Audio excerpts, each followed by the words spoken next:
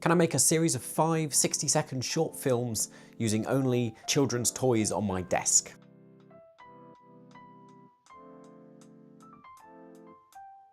I can't remember now whether the idea for the story or the idea for how I would film it came first. I think I had the kind of rough idea of the first one, and then the others developed week to week as I went through. I kind of created an outline of the general idea, and then it was working out how I was going to depict it. I was inspired by some of the stuff I'd seen on Instagram, kind of a bit like stop motion really.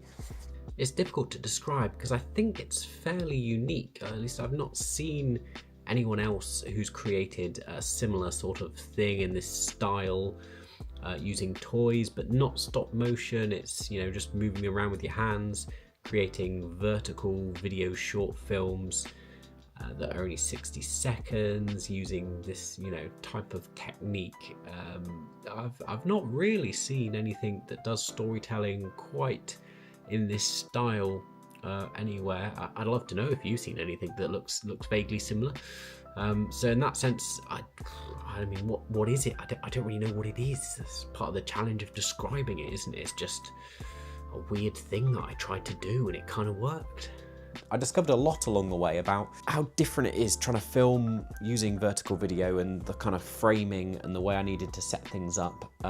Fortunately, with my 50mm camera lens, everything is quite a shallow depth of field, so I could actually create a whole little scene on my desk table and kind of film it with little branches and plants and things obscured in the way, so it doesn't look like it's all within quite a confined space. And I was able to move little characters around. It took a lot of practice to be able to try and move them without getting my fingers in the shots. There's a lot of shots where I try and move them around, but my fingers get in the way and you can see it on the camera, which is a bit of a shame. And it looked pretty decent. I was pretty impressed with how it looked, considering it was a pretty budget, ropey, bodged setup just on my desk using my daughter's soft toys.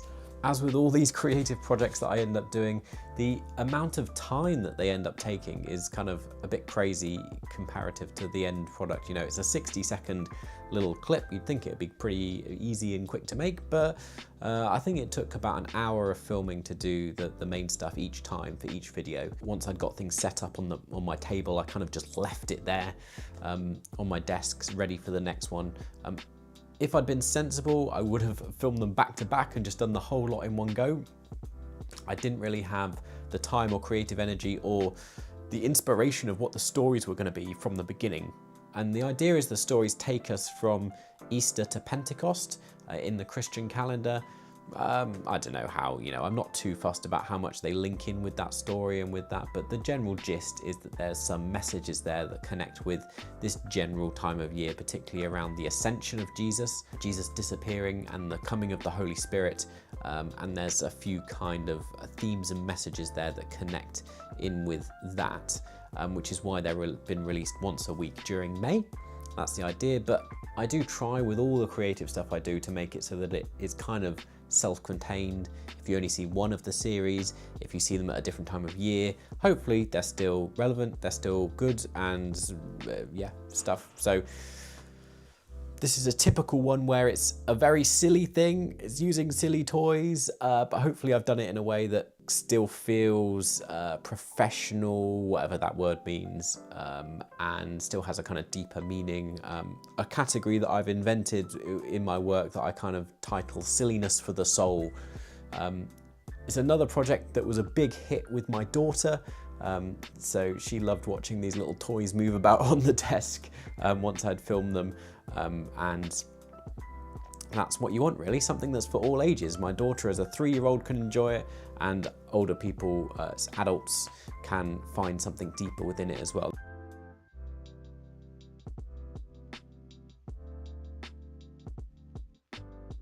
Let's dive into some of the episodes and what the episodes, I mean, they're 60 seconds, but you get the idea, you know, this is like a director's commentary, director's cut of hearing some of my thoughts. Hopefully it's all self-explanatory, so I have no idea if this is going to add anything to it or not. I did consider at one point having a narration. In the end, I went for a kind of silent movie style. I think it's all self-explanatory and it hits a bit harder that way. Maybe leaves the door open to interpretation in different ways, which I like as well.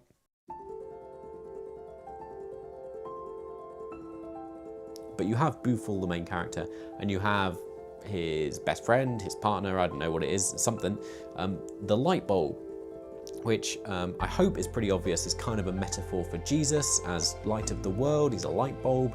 And in this very first one, we see him disappear.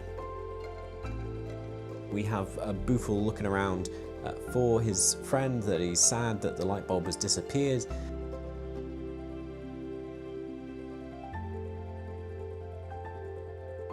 And then we come to the part where we notice that some buttons have appeared. Bit of a metaphor for the Holy Spirit arriving, but actually recognizing that the button was inside the main character all along. It's attached to him. The Holy Spirit has been here from the beginning. And then we get the kind of final shot, which is one of my favorites, which turned out quite well, and we have the text on screen. And hopefully quite an impactful moment. You know, I think this story talks about grief more than anything, doesn't it? It has lots of parallels to the idea of someone passing on and dying. And so I hope this offers comfort more than anything, and there's a message we can take away that's actually relatable to our life experience today, and not just a story about something that might have happened in the past, whether we believe in Jesus or not. So the second 60-second vertical short film that we've made as if I've got a team here. Yeah, I made this, you know, this is the thing I'm making. This is the behind the scenes of how we did it. I said we again, didn't I? I'm thinking very highly of myself, aren't I? We all the time. So I got a bit ambitious with this one. I did wonder for a long time whether it would work. So the original idea was to tell a story 3 times from different perspectives. So tell the same story in different ways and show how different characters were viewing the same event in different ways. That was the general premise. The idea being that it could be the same event that happened in the first of the little video. So it's a disappearance of somebody, the light bulb disappears, and we're viewing how that is seen differently by different characters. In practice, trying to communicate that is what's taking place within a 60-second short film was a real challenge. We've got some additional characters in this one, so I did use some other toys. I had to find some other toys. One of the weird little things was about scale, and actually a lot of the toys I had lying about were just completely the wrong scale and looked bizarre, didn't fit with the aesthetic. So I've tried to find some that felt like they would fit within this bizarre universe that I've created that involves trees and toys and a desk. Opening up the idea of, you know, what if some of these stories aren't literally true, but what if they are a metaphor in themselves for stuff that took place? Does it matter if the story isn't literally true, if what was actually eyewitnessed wasn't what's in the story? That we have different ways to depict and describe what was there and what was seen. That was my hope anyway. You know, the Bible offers different perspectives on events that took place. There's not a cohesive narrative for everything. And that's just part of what this story's unpicking. And even if you don't relate it to the Bible, then hopefully it also relates to everyday life as well in the way that we do see things differently. And it's okay that we have different perspectives on the same event. And that's part of what it is to be human. Just pausing because the kids are making a lot of noise downstairs. So it might come through on the audio. So I'm just going to take a pause. And I'll be back in a sec. So the third little short film is a little more traditional in the story, really, about a story of transformation, about how maybe the Christian faith, maybe about how Jesus offers that transformation, playing with that metaphor of darkness into light, of discovering an ancient wisdom that helps transform our lives today. So a bit of a broader message about faith in general, whether that's Christianity or any sort of thing that we follow that can offer light in the darkness. Trying to use black and white into colour and trying to present that transformation. Rather difficult to do some of this stuff with a little toy. You know, I can't do facial expressions very well, but how do I communicate something spiritual in a physical setting? And hopefully I managed some of that okay. And you don't have to interpret this one to be about the Holy Spirit. It could just be about, in those dark moments of life, how do we take care of our soul? What makes us feel truly alive? The buttons make a reappearance again. The chest appears a few times as a kind of, again, a metaphor for kind of a container for our faith, a kind of a hidden treasure, that hidden treasure that we have. We're on to number 4. So this is a particular favourite of mine in what I attempted to do. Again, this was one where I had this idea. I really want to depict how I experience faith in a sort of more metaphysical, spiritual way. Again, some really deep themes that I was like, how on earth do I tell a story about this? So this one definitely veers into the way more abstract. Really, I want people to draw their own things from the little clips because there is less of a direct story. I'm not even sure I know how to explain what I was going for. That kind of idea that we're all connected and that God isn't restricted to a physical form. This story is much more about the Holy Spirit and an exploration of that idea of what that means, and being one with the world and connected to each other in this life, and trying to depict some of that experience for our character Boothel and trying to communicate some of that emotion and feeling. I did have to source a smaller version of Boothel. I kept going on a hunt around charity shops trying to find a smaller version. In the end, I had to buy one online to get a little keyring size one so that I could have both together in shots.